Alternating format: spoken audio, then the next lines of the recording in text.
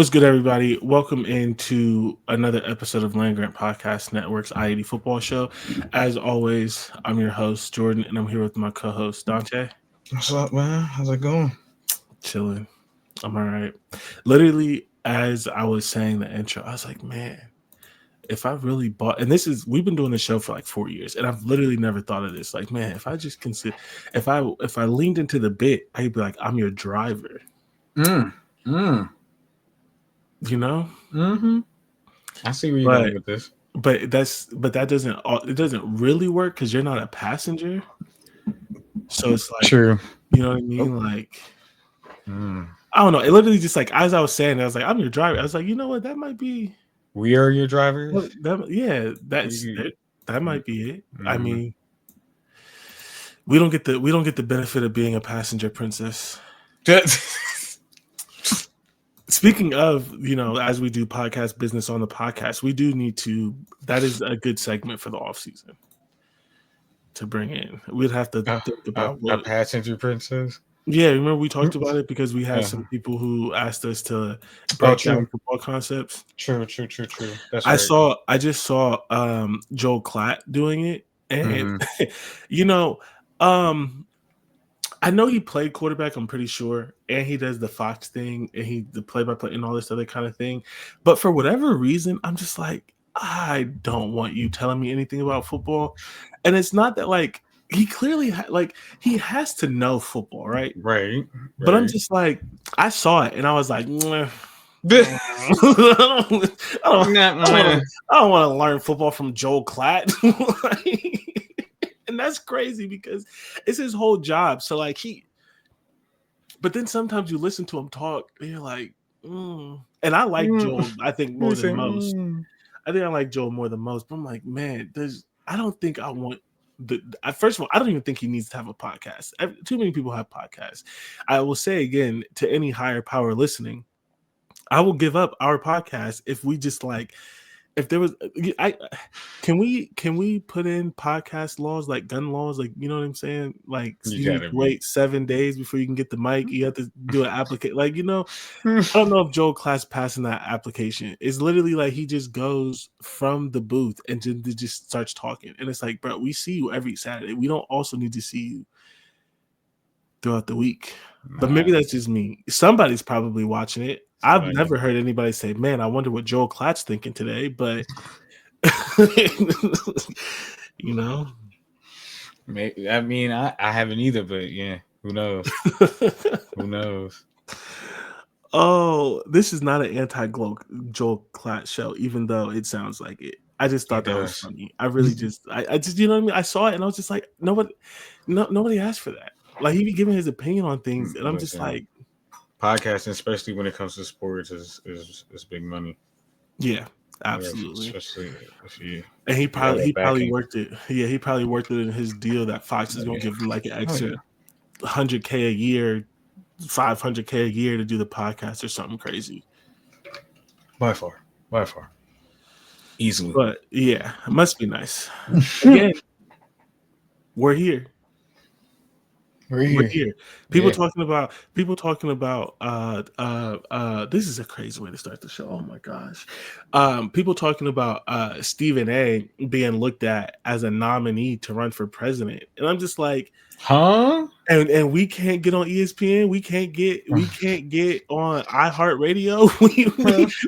we you know what I mean? Like, if we're letting unqualified people do things, I don't think we're unqualified. If we're letting unqualified people do things, we can't get on ESPN. We can't get on Fox. We can't get on Big Ten Network. It's a Big Ten show. We can't get on Big Ten Network.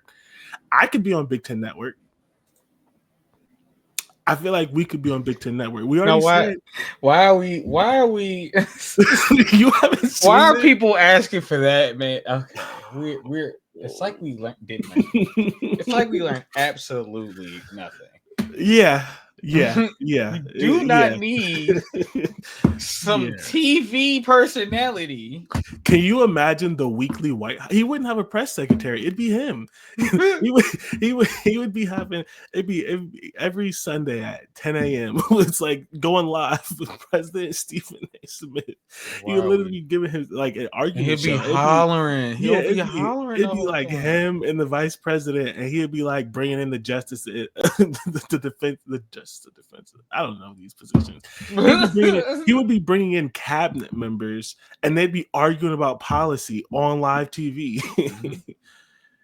Oh God, I just don't understand. Yeah. Why would anybody? Why? Who asked for that?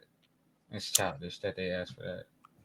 Speaking of who asked for that and being childish, the Mavs traded Luka. So this is very interesting. They sure did. It's very interesting, as you know, and as the listeners know, I have two podcasts. I do one with you. I do one with my friend DJ, who you know as well.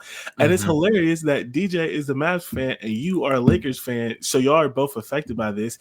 I've given my thoughts, and I don't want this show to go an hour and a half, so I don't plan on commenting. Okay. But I need to hear how you feel about this. So, of course, I thought it was fake as hell. Bro, I looked at my phone, and it happened after midnight. So I was like, "Come on!" Like, listen, so look, we're gonna. It's my pit stop, but like, just got done watching the Royal Rumble. Big chilling. One of our mutual friends texts me, and then I get on Twitter. I'm like, what? I see it. Like, I see people talking about it. I'm like, what the fuck? And I checked the text message, and it was like, AD's traded for Luka Doncic. I was like, that's fake as hell. Like, I checked. ESPN sends me 3 notifications about it. I'm like, I don't understand. I didn't even think about it as a Lakers fan. As a Maverick, as a basketball fan, and as a Mavericks fan, I was like, why the fuck did they do that? I don't. Nobody knows. Except the only answer is the GM hates Luka. Like Nico Harrison, or the owner does. Yeah, one of them. I think the funniest thing is that Mark Cuban was quoted. Someone asked him about Luka or his wife. He's like, if you had to choose between Luka or your wife, and Mark Cuban was like, I'd be signing divorce papers. Yeah. And then immediately after he sells the team, they trade Luka. Yeah. And then I had to think about it. I was like, well, this season is a wash. Well, either we make it to the playoffs or not. This season is a wash because we don't have a big, and I don't think we're gonna get a really good one by tomorrow. Because that's when the trade deadline is. By the time this episode probably airs or a little bit afterwards, the trade deadline will be over with. So we won't be able to get anything. So the season is kind of washed. Especially since our problem was perimeter defense and we gave up our best defensive player. So it is what it is. It's not a totally bad trade, because at least you do have like a complete team in the Mavs. It's just stupid because you gave up future for right now and legit right now. And you said because of conditioning, and you went after Anthony Davis. It was just weird to say conditioning and go after Anthony Davis. Like health issues and conditioning. Because I'm like, but he's 25. Like, he'll get it. Like, this man's 30. Like, 31. Yeah. I'm glad we got our future if he decides to stay. That's always that's always the thing. It was hilarious. And as soon as I saw that happen, I was like, well, De'Aaron Fox is getting traded. I didn't even think about that. Oh yeah. I know. They've been talking about trading. He's been talking about leaving for a minute since they're like literally nothing. Him to the Spurs is solid, isn't it? It's gonna be scary for the next 10 years. Yeah, that's what I was thinking. I like him. I like him a lot. As much as I can like anybody that's under like the age of 26 in basketball, because that's around the time that I stopped watching. Like, yeah. a lot. It's- But yeah, so we got something for the future. We got to start building for the future, which is nice. It's just it's it seems so messed. what team is Sabonis on? Um, he's on the Kings. So it was De'Aaron and Sabonis. Mm-hmm. I know he's sick. I thought it was the King. I know he's sick. Yeah, I'm gonna say the last thing. It's just it's it's so evil to do to like Dallas fans. Yeah, To especially what's just going on with the Cowboys. yeah, it's evil to like legit just send him to one team and you Yeah, called that team. yeah. They didn't call you. You didn't let nobody else Because know. who in their right mind is thinking that they could trade for Luka? Nobody. So if you would have put it out there, you could have like I don't know. It's evil because you sent them to LA. I don't know why you would do that. I don't get it. Unless like again, they keep saying like Rob and the guy, the general manager for the Mavs are like friends. Like, they've known Yeah, each other because for years. Rob was Kobe's agent, Yeah. and that dude worked at Nike. Yep. And so they built that relationship there. And Mm-hmm. then that dude also worked at Nike when AD was coming around. So he knows AD really well, which is Mm-hmm. partially why he traded. So he called his friend to trade for his friend. Did you see the videos of Jason Kidd?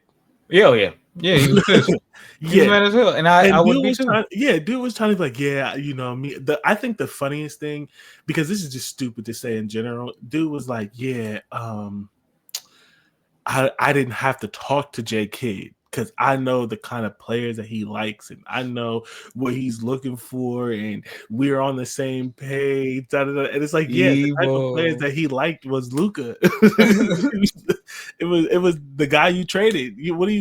Mm-hmm. What do you mean? And then you made it and then make it and then to say he didn't know, which I know he didn't know. I believe that. Oh, Why is easily. he in the press conference? Like And I it's get he's sad. the head coach, but like, what is he supposed to say? Like, what is he And it's supposed to you know say? what? I give him credit because he's owning up to it every time. Like a somebody in the press like was like, "How y'all like? How did y'all come to this decision?" He's like, "Oh no, it was me." It's like keeping JK like kid didn't do it because he's like, "Yeah, I had nothing to do with this." So hey, it's I don't know. Thank you. It's one of the most. It's one of the because it's not really lopsided because people keep saying it's one of the worst trades in history. I'm like, no, that Clippers one's still pretty bad. I don't know. I think it's This a is little still no, lopsided. it's bad. It's bad because you literally did give up your future, but AD is still a two all NBA two-way player. Yeah, Like they can win a championship with this team. They really yeah. could if everybody's healthy and stuff like that. So it's like it's not that bad. It's just weird to give up a 25-year-old for a 31-year-old. Especially when they both have injury problems. Yeah. And not only that, especially after your 25-year-old at 24, 25 to get to the finals. In Yeah. the year before they were in the conference finals. I don't understand. I don't get it. I saw that Marquise or Marcus, whatever the Morris brother that was in the trade Mm-hmm. too, is like I Mm-hmm. know people talking about his conditioning, but he was conditioned enough to drop 30, 10, and 8. And I said, you know, You know, like I, like I think sports are so grimy, and that's why I hate when people be on players for player movement and empowerment and stuff like that. They traded him and then immediately slandered his name in the media to make the trade make sense because nobody thought it was gonna make sense. He's fat, he's still doesn't, slow, he's a still doesn't. cancer in the locker room. The GM didn't like him. They gave him he's 260 pounds. They gave him an 11-day absence to lose weight, which who the hell loses weight? You don't even lose weight in 11 days on Ozempic. So what was he supposed to lose in 11 days? To an 11-day absence to lose weight and get his conditioning up. All like you trade him at midnight. And then you spend the next just trying to make him out to be the worst person. And then the coach is sick. The players are sick. He said he cried. Other players are defending him. And like the Lakers are are just celebrating. Like They're just like, thanks, because it's like, what? Why would you? Why would you? yeah. The last thing that I would say about this, and I think I brought this up on the other podcast, and I don't pocket watch, and it's hard to feel bad for multi millionaires. And they're going to be the face of the NBA. I don't know how much money is in his country. He's also the face of his country. Like, he has money, but trading this man and costing him 117 M's is sick. That is sick. That is sick. 117 M's. Something's wrong. It's like they're worried about his condition, and like that man was dropping a near triple double, taking you to the finals. Give that fat man his money. If you broke, they act like he's Zion, bro. Like Zion. Like, at least his See, the thing is like at least he earned it. He's earned it. Made it to a finals. He won one game. They talk about Jokic being out of shape and stuff. He won a ring. Like, he won a ring out of shape. I don't like they in their shape. That's all that matters. That's right. In my eyes. They still hooping. Like, Hey, I don't know. I do not know. I do apologize. Excuse me. Yeah, that's all I got. I don't understand it. I don't get it. As a Lakers, like, it's nice. It's just yeah, like literally, like, thanks. Thanks. Why did you do that though? Yeah. All right. Well, we're gonna take a commercial break here. When we come back, we'll get into the actual football side of the football podcast. So we will be right back.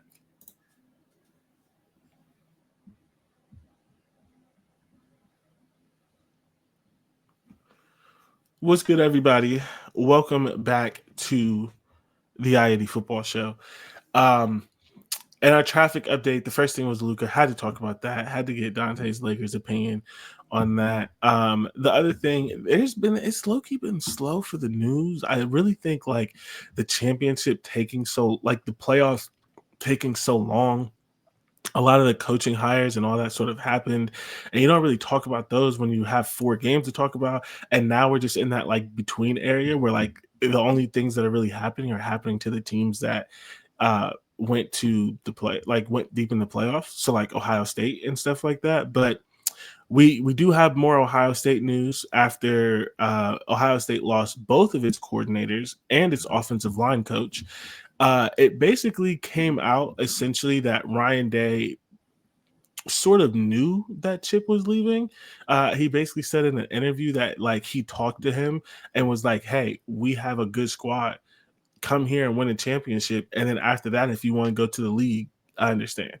So like, it was basically like, it was one of those things where it's like, yeah, I may come for a year, but I'm probably going to the league. And Ryan Day was like, as long as you come for a year. And then maybe like if the league didn't happen, he would have stayed. But the way Ryan Day kind of said it is like he knew, like, because Chip Kelly was looking for offensive coordinator jobs last year and didn't get them. So that one, I mean, we may not have expected it, but it seemed like Ryan Day knew that was happening. Justin Fry, the offensive line coach, I've said this before, I think that was the best of both worlds because he was a great developer, but he was an awful recruiter, and he was largely an awful recruiter because he was lazy. And he coached well enough that you couldn't have fired him and you shouldn't have fired him. But now that he gets a promotion, he gets to go to the NFL, to the Arizona Cardinals, and he doesn't have to recruit. He'll probably be better. And I think if Ryan Day made the right hire, which Lord knows, I don't know, I think Ohio State would be better for it. And then Jim Knowles left for whatever reason you want to believe, but some of it had to do with pride and some of it had to do with a little bit of beef. And I just think it's kind of interesting because like a part of the reports that are coming out is like Jim Knowles was mad that Ryan Day stepped into his room after the Oregon game. And it's like, all right, that's fair. I hear that. But the defense got better after the Oregon game. So was that you or was it Ryan Day? Because I was giving you credit. Like I thought Ryan Day empowered you more so you could run your defense and the defense got better. If you're reporting, because he's leaking things, of course, as everyone does, so he doesn't seem like the bad guy. If you're reporting that Ryan Day stepped into your room and it caused some friction, so was it your defense or his? You know what I'm saying? Like, that's the thing. It's just like, I don't know if I would have said that, because now it feels like a little bit. Now you start to think, and this, I'm not trying to talk bad about him. This man won us a national championship. He's fine with me forever. I hate that he went to Penn State, because like I wish he would have went anywhere else, but like he's fine with me. This is not to like talk bad about him. I just think it's interesting to like do that. And then, because then of course, like I mentioned, the question becomes, so like whose defense was it? Was it yours or was it Ryan Day's? And because if he was in your room making you mad, but the defense got better and won a championship, what does that say about your defense? You know, I don't know. But either way, we got a championship out of it. He's at Penn State. I don't wish him all the best, because that means Penn State's going to win a national championship. Penn State winning a national championship would be, actually, no, I don't even care. Ohio State won. 3 in a row.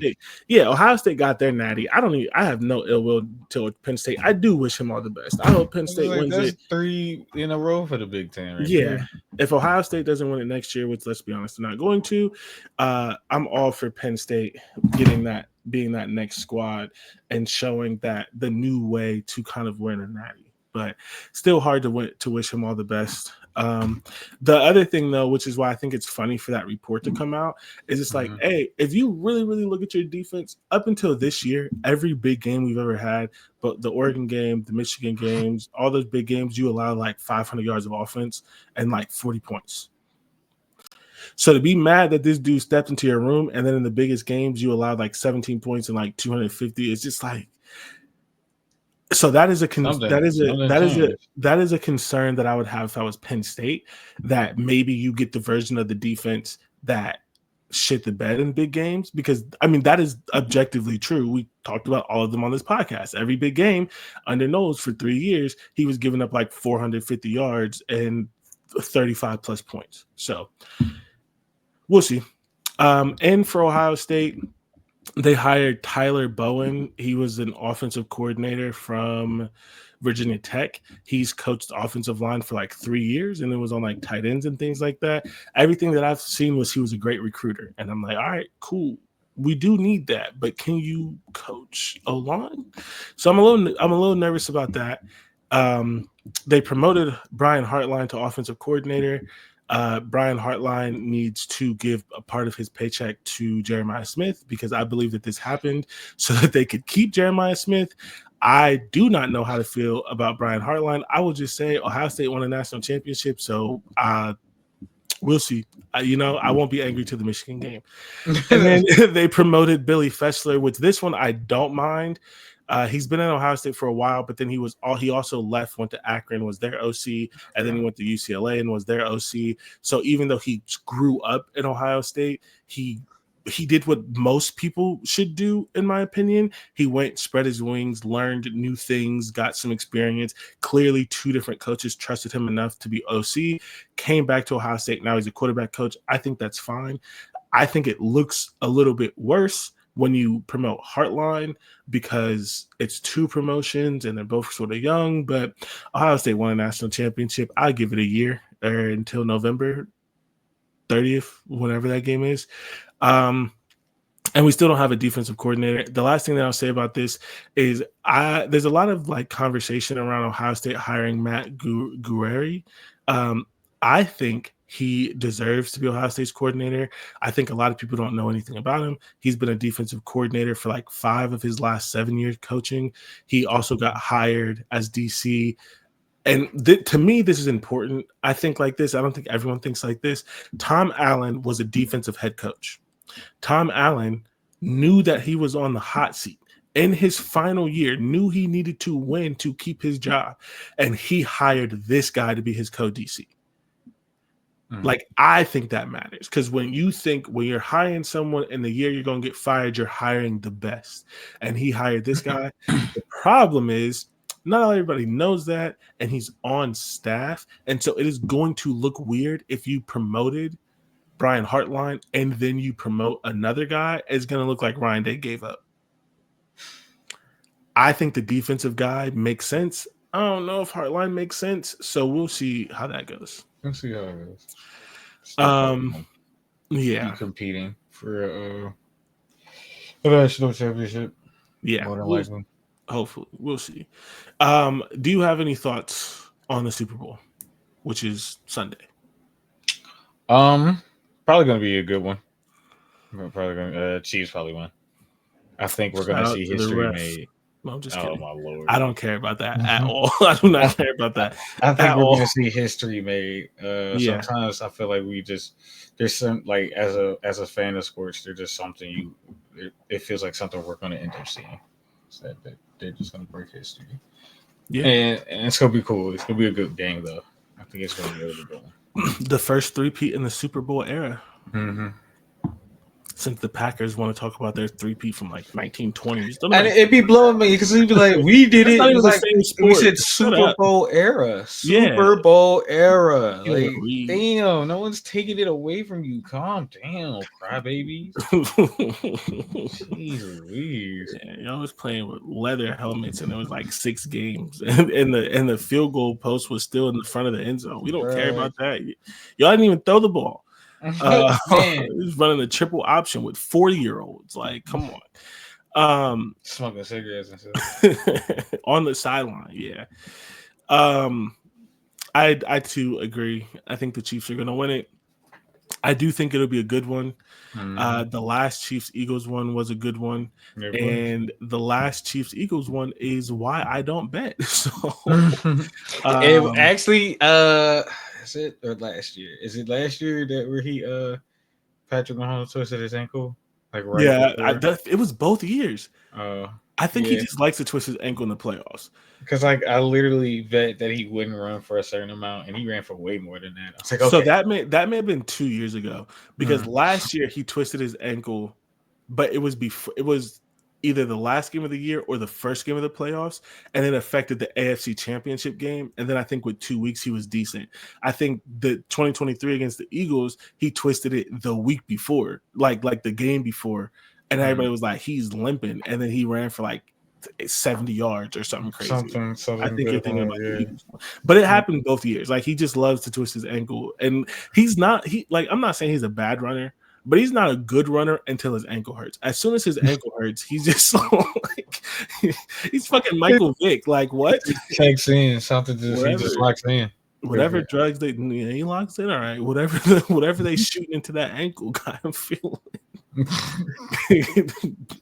like Mike Vick. Yeah. So,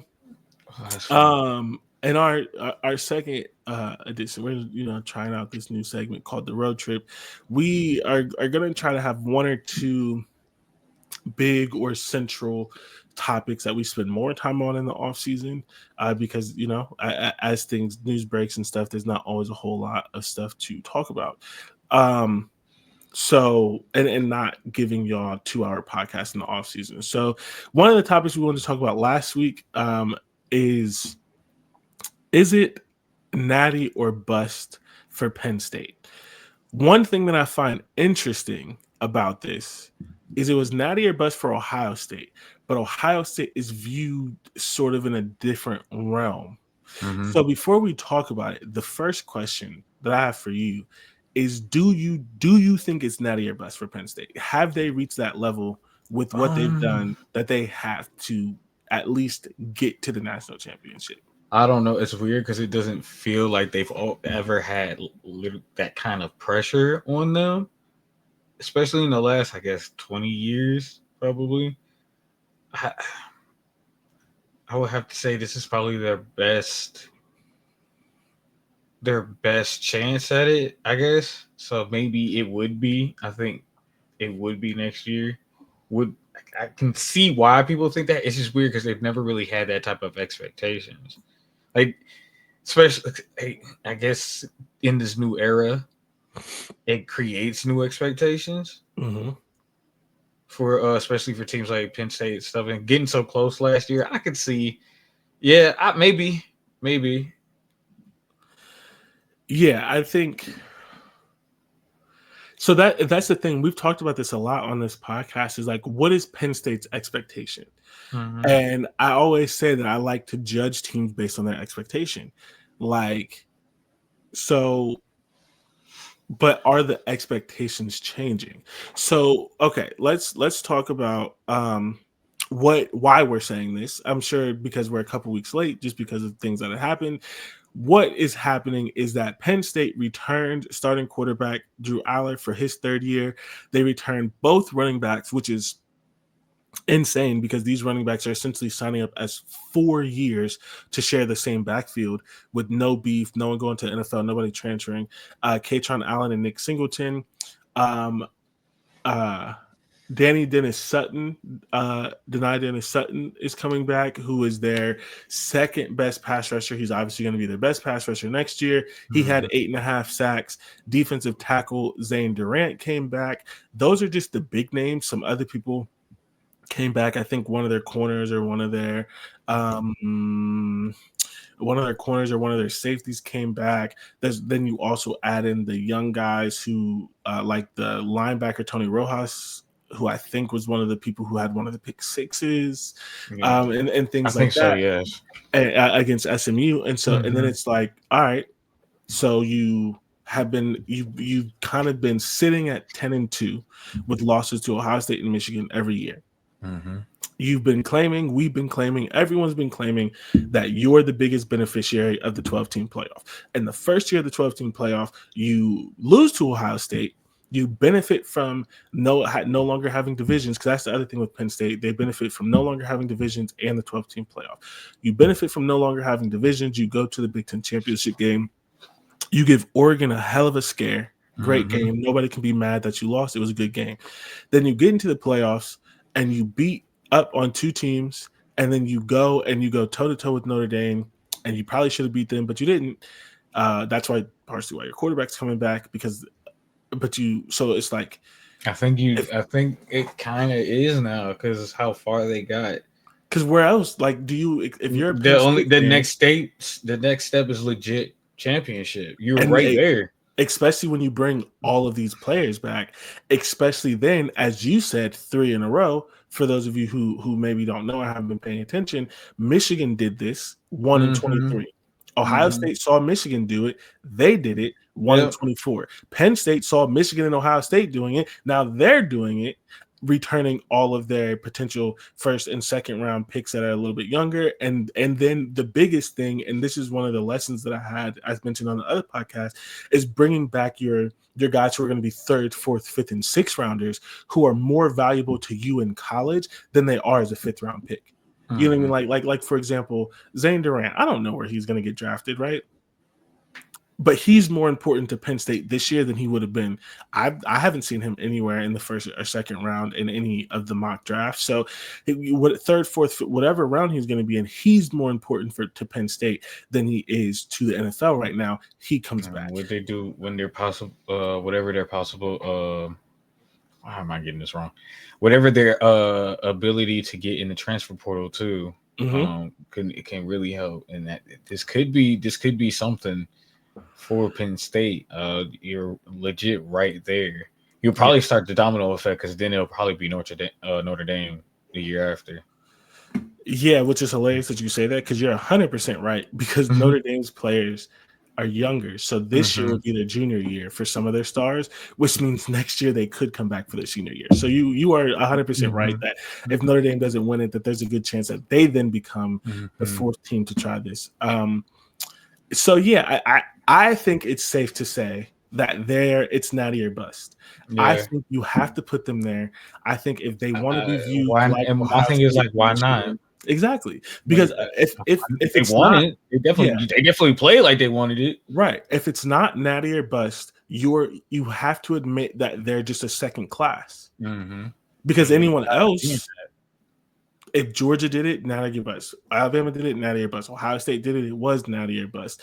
So if you view them in that class, you respect what they did. And the other thing though is like, how would you view Penn State if they lose in the 1st round next year? Yeah, that'd be crazy. How do you view Penn State if they don't go back to the Big Ten championship game? You know what I mean? Like, it's at this point, like, it's one of those things where like you got to be mindful what you wish for, because now they've tasted it. They're not going to be happy with a 10-3 1st round exit in the playoff if when their first year they get to the semis and they feel like they're one mistake away from a national championship. Right. And whether it's true or not, a national championship against an Ohio State team that they believe they could beat. Like they weren't scared of Ohio State. Nah, they definitely weren't. So it's yeah. I don't think they were scared of anyone in this playoff. Yeah. They weren't scared of Oregon in that Big Ten championship game. Mm-mm. So like that was maybe one of the best games they played all year. Mm-hmm. Yeah, so I mean, I think it's safe to assume. I think it's safe to say, to put that expectation, it is Natty or bust for Penn State. I'm sure they rival in that expectation. They want it. I think they want to win a national championship. Yeah. And the last thing that we didn't put on here that we mentioned beforehand, on top of all of these returning, they hired Jim Knowles. Yeah. Who is arguably the best defensive coordinator in the country. If he is not, he is absolutely top 5. Like there's nothing like they were already really good on defense, and they've been really good on defense for the past few years. Mm-hmm. So this is going to be scary. All that returning experience, and maybe again whatever they do in the transfer portal, especially hiring Jim Knowles, that'll help you in the transfer portal. Yeah, the biggest thing for Penn State. And I have a couple of concerns that I won't get into now because we have a whole offseason. We'll talk about this again. The biggest concern that I have for Penn State is, did they do enough in their wide receiver room? We'll see. We will see. Mm-hmm. The next topic, and so there's only 7 teams on this. So we'll have another show where this is a bigger topic, but the betting services released some of the Big Ten win totals. They did some for each conference. I'm imagining that they are either releasing just the big name teams, or they're releasing the controversial ones so people can start betting early before they release it for everyone. But we have 7 teams. So let's just do a little over under win totals. And please, I do not bet. So this is not betting advice. What is it? 12 total for the full season before the national championship? That's a good question. It's got to be regular season games. I think it's regular season games. So it's 12. Okay. I don't think they consider bowl games. Yeah, so it's the Big Ten, like right before the Big Ten championship. Right. Yep. Okay. All right. Ohio State 10.5. Probably over. I agree. I think people. I'm scared about Brian Hartline. I'm not gonna lie to you, but I think people are underrating Ohio State next year. I don't think they're gonna win the national championship, but I think that they're being underrated because it's just not cool to say a team is gonna go back to back. And again, they're probably not, but it's not like once you win, people are just like, well, we don't care. Like, right, it's on to who's next. So everyone's been focused on Penn State and Texas, which that's where the money is. That's where you're making your podcast money. But I think people are sort of underrating. I think people are sort of underrating what Ohio State is bringing back, which we'll talk about more in detail later. Oregon 10.5 over under. I'm not sure what's coming back, but I'm going to go with under. All right. And for those of you who are listening, we are not looking at the schedule because that will come in the overall over under. This is just feelings. So you can be mad at us, you cannot be mad at us, it doesn't matter. I'm gonna go under, but at specifically 10. Not that anybody's asking. I mean, I was only saying 11 for Ohio State. Right, like I agreed. Penn State 10.5 over under. Over. Okay. I think Penn State, Ohio State meet in the Big Ten championship.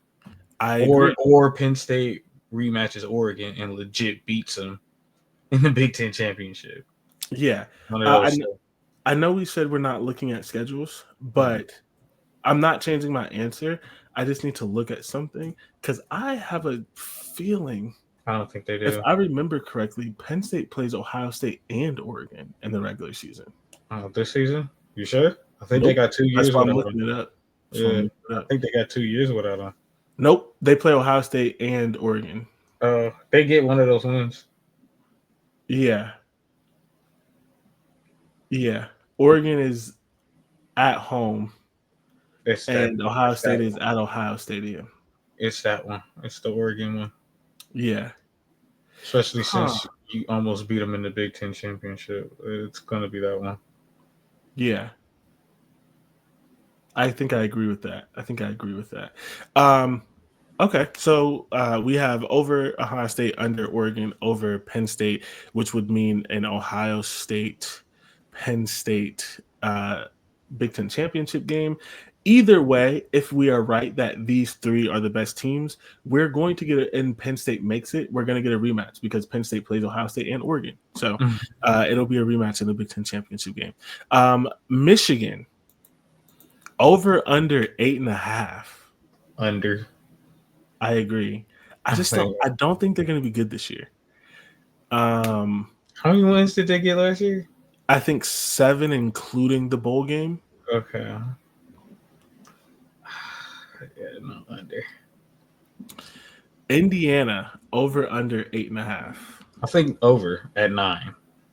Okay, this is not fun anymore. I think 9 or 10, but I think they can win 10 games. It depends on their season, but yeah, they won 10 last year. Over. They won 11. Oh, over. I can They see won over. 11. They won 11-1. I say over. Yeah, this isn't interesting. This isn't fun. We I think we've agreed on every single one of these. I think this one maybe we'll disagree on. USC over under 7.5. Right there. Legit 7.5. Take the baseline. I know you can't win 7.5 games, or maybe you can, but like he said, I'm not picking that one. I'm leaving that that's alone. 7. I'm not going. They not going over. I'll tell you that much. No, you don't have 8. You don't have 8 for them. Nah. I think they win 7 games. 7.5 is right there. Like if you could take a baseline, just flat bet 7.5. They'll be lucky to do that. Another one we agree on. This is that defense. This is sick. Yeah. I think I have them at 7 if they're lucky. Again, not looking at the schedule. And oh boy, I just looked at the schedule. I'm going to say way under. Hold on, let me read this to you. Missouri State, whatever. Georgia Southern, whatever. They play at Purdue, whatever. They play Michigan State. That's a game that they could lose. They play at Illinois. That's a game they're probably going to lose. They play Michigan at home. God. They play Michigan and Notre Dame back to back. Then they get a bye week. Then they play Nebraska. That's a game that they could lose. Nebraska should be better this year. Then they play Northwestern. That should be a win. Then they play Iowa. That's always a game that they could lose. Then they play Oregon. And then they end with UCLA. So just teams that are ranked preseason ranked, they have Illinois, Michigan, Notre Dame, and Oregon. That could be 4 losses right there. That puts them at 8-4. And then they have Michigan State, who they could lose to, Nebraska, who they could lose to, Iowa, who they could lose to, and you can always lose to your rival. That could be ugly. I'm glad we both picked under, because I'm picking over for Iowa anyway. Fair enough. Now, next question, which none of us had the answer to. There's 2 buys in between this. There's 2 buys, but this is their 5-game stretch. Michigan State, Illinois, bye. Michigan, Notre Dame, bye. Nebraska. If they lose 3 out of 5, and win every other game, so that's 1, 2. They're competitive last year, but I don't think that's going to mean much. That would put them at 5-3 with 4. If they're 5-3 and there's 4 games left, 2 of them being against Iowa and Oregon, do you think they consider firing Lincoln Riley? Probably not. Yeah. I don't know what his buyout is. I think if they're 5-3 and they still It have depends on how they Iowa lose and those Georgia. games. It depends on how they lose those games. Okay. Because if they lose them bad or they just look like incompetent or just terrible on the field, then that'll be something where it's like, okay, you probably should let them go. But if they're like last season, they were competitive in most of those games while they were losing. If it's something like that where they're not losing bad or losing by 3, then probably not, because then they're going to be like, well, they're just a young team. So it'll be something like that. Yeah, I could see that. And then the last one, again, they only have 7. There are 18 teams in the Big Ten. Just kind of like a future thing to like wet your whistle or whatever they call it. For you sickos who like to bet. Iowa 6.5. I'm going with over. I think they win 8 That's a games. crazy number, isn't it? Yeah, I think they win 8 games. That's a crazy number. I'm going over as well. Having USC above Iowa is kind of nuts to me. I don't get why. Iowa's been more consistent than USC the past few years, even with bad quarterback play. And it can't even be a schedule thing, because if you say Iowa loses to every ranked team on their schedule, they would still be 8-4. They play Iowa State, Indiana, Penn State, and Oregon. Even if they lost all 4 of those games, they would probably win the rest. Like their schedule is not that hard. And even whether they're ranked or not, Iowa State almost never beats them. It took a miraculous last-minute drive to beat them this year.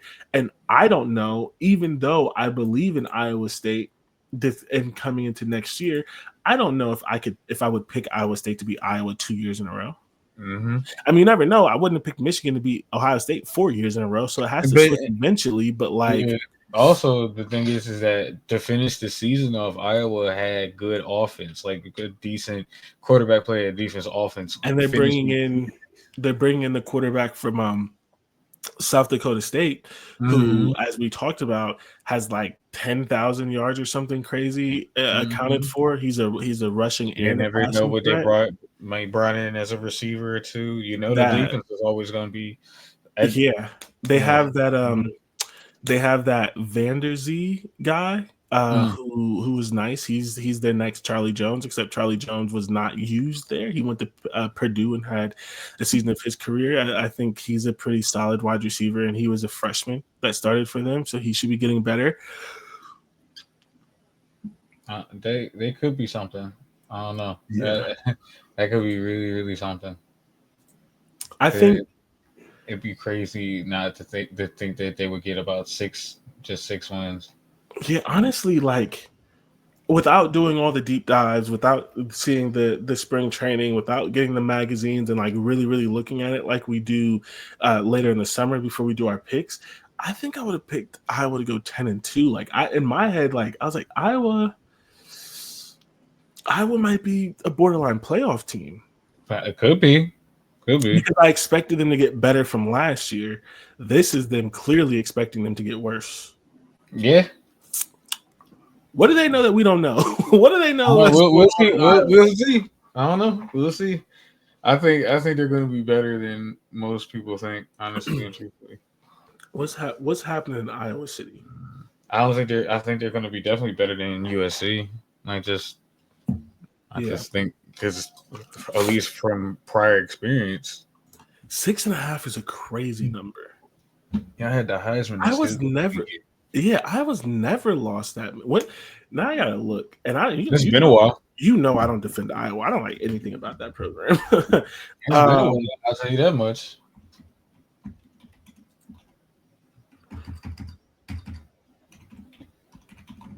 I'm not even gonna look at 6. I just want to know when's the last time they only won 7. Let me do some. It might have been a few years. I'm not even gonna lie. Iowa. Let me see. Let me do some Googles because I don't remember the last time they won 7. I'm not saying it's like forever ago, but it definitely hasn't been in the last 5.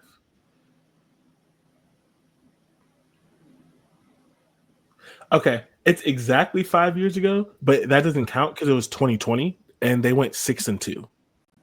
They played 8 games, so that doesn't count. Yeah. So the last time they they probably would have been 8-4. Yeah, the last time they legitimately won 7 games was 2014. since 2000, let's say since 2005, that's just because it's 20 years and that's when the cutoff is. Yeah. They've won 7 or less games. 5 out of 20 years. Oh, wow. And 4 of them, and all 5 of them are between 2005 and 2014. Oh, yeah, because 2005, 6, and 7, they went 7, 6, and 6. And then they had one more year in 2011, one more year in 2014, and then they haven't won less than 7. 6.5 is a crazy number. Yeah, they're definitely. You're saying that they're going to have the worst team, especially if you're saying under. The last time they won 6 games was 2007. So you're saying, if you're saying under, you're saying that they're going to have the worst team that they've had in 17 years. Yeah, you're tripping. That's tough. That's tough for me. I don't know if I'm going to go there. I can't agree to that. Yeah, and that's all that I'll say because I can't be out here defending Iowa. I just think 6.5 is a crazy number. All right, that's the show. You know, we're going to try to be under an hour, so we will end as we always do with our pit stops. As a reminder, first of all, we have a great show, Dante. Like, and it's so it's so easily set up for sponsors. The pit stop. You know what I mean? Like, it can't be the pilot flying J pit stop. You know what I'm saying?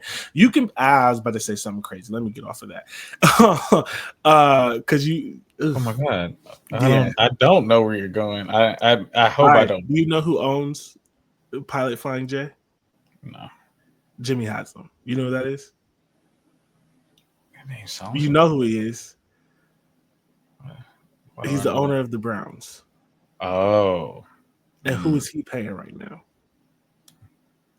So if he can pay, you know, get Miles free Miles Garrett, free Miles Garrett. It's a crazy no, trade. Our show is really set up for a lot of good sponsors, and nobody's sponsoring the pit stop. That's crazy. We can have RVs or whatever sponsoring the road trip, right? Sheets. Right, you know what I'm saying? Sheets is all throughout Big Ten country. Come on, bro, stop.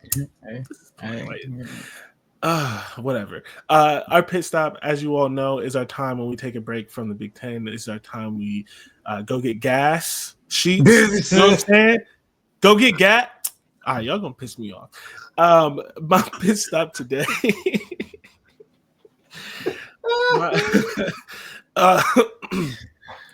My pit stop today is, and maybe we've talked about this before. It's the NFL and the looming fight that they are going to have to get an 18th game. Yeah. When they move to 17, every single person who knew anything about the NFL, who paid in, maybe not casuals, but who paid attention, knew that the NFL went to 17 because they were trying to get to 18.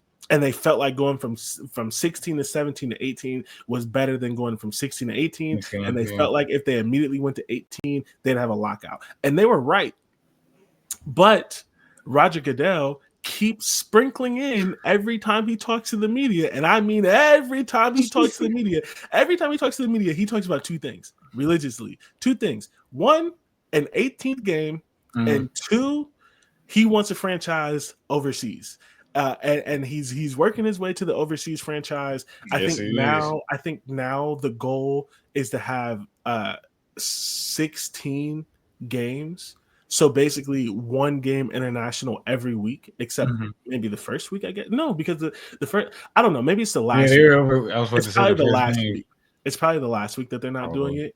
But they want to have 16 international games. Today they just announced Australia for next year's opening game. So he talks about 2 things. He talks about an 18th game and he talks about international franchise. And every single time he mentions that 18th game, the NFL Players Association is like, no.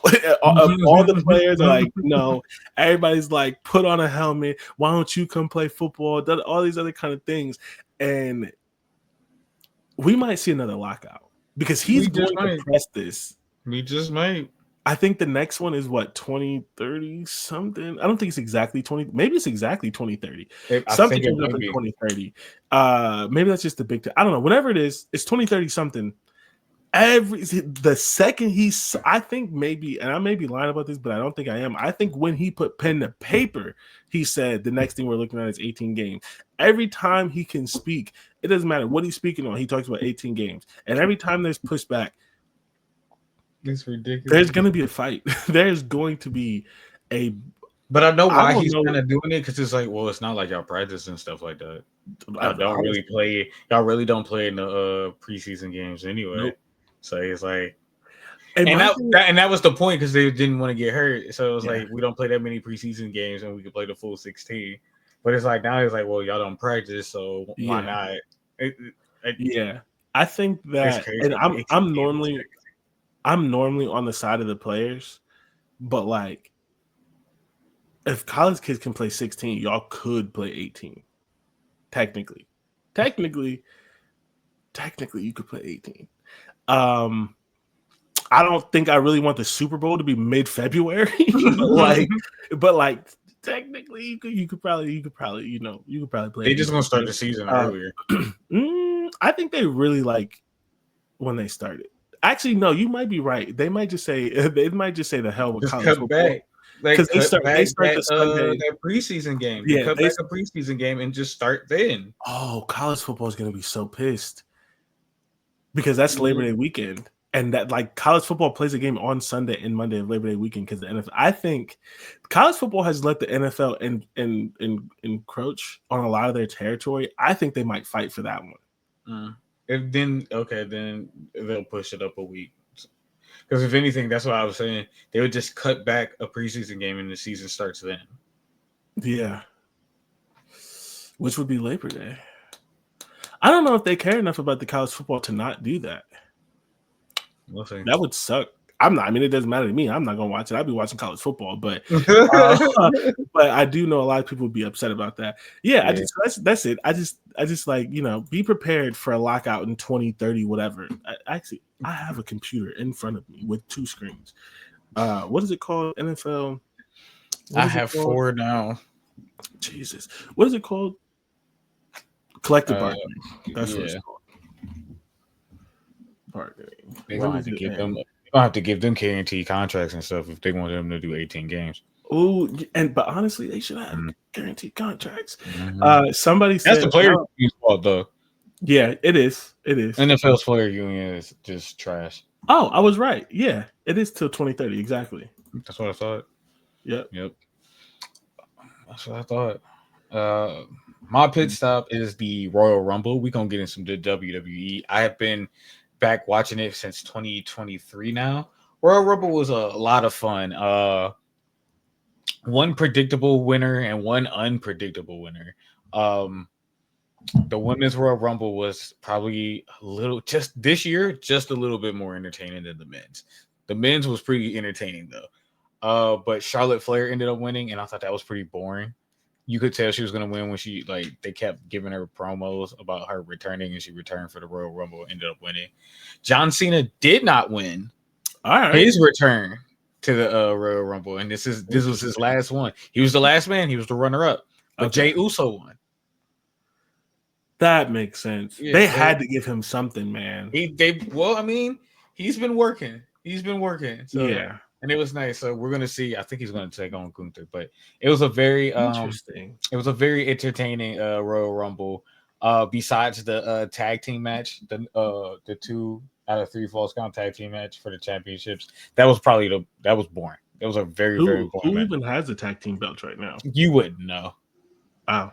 All right. That's bad. That's bad. You probably you wouldn't know. The group was called DIY, but I doubt you. Nope, never heard of that one. And then Kevin Owens versus Cody Rhodes, or what they're probably going on now, it's Homelander Rhodes.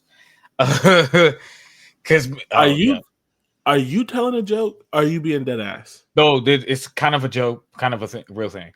Like, it's not a real thing, but it's definitely a joke between uh social media for wrestling and stuff because they're putting this thing where it's like being the WWE champion is a lot of pressure and it can make you snap. So he's kind of like going through that, and he ended up like when you if you would have saw my reaction, he killed Kevin Owens. So his shit was boring as people expected, and his like, reign. Right, how do we spice this up? Bit. Yeah, we gonna make it. Has a champion ever turned heel? Like active champion? I mean, probably, but like that you can think of. Off the top of my head, because a heel's one champion, but have they turned heel? I want to say Batista. I think turned heel. Maybe wasn't that like right before, and then he got the champion? That was. I don't. I would have to say. I remember Batista's. He turned heel after he won. I think Triple H turned heel. Okay. During his reign. Yeah, I think I don't know if they're going to be able to turn Cody Rhodes heel the way they're doing it. I don't think they're going to be able to. Okay. Yeah. Batista turned heel after the Money in the Bank match, right? That's what it was, because there was two. Maybe it wasn't the Money in the Bank. No, it was because he had the suitcase.